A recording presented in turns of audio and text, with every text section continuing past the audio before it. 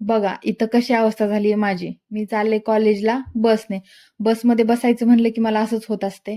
बळच 1 मिनिट मी स्माईल आणली आणि ह्या आहेत माझ्या को पॅसेंजर. बसमध्ये काय 4-5च लोक होते, एवढी काही गर्दी नव्हती.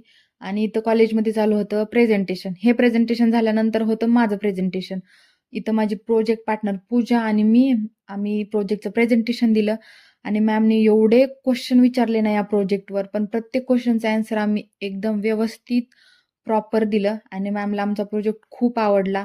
त्या खूप इम्प्रेस झाल्या होत्या आमच्या प्रोजेक्टवर आणि त्यानंतर येताना एवढी काही गर्दी होती बसमध्ये. आणि बघा मी तुम्हाला एक फुटेज दाखवते इथे या आजींचं.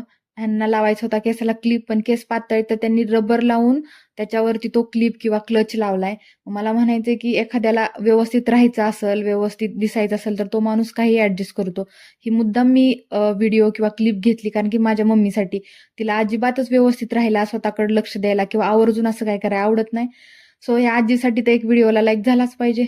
चला इथं बस आली स्टँडमध्ये. आता मी जाते घरी. भेटूया नेक्स्ट व्लॉगमध्ये. तोपर्यंत बाय.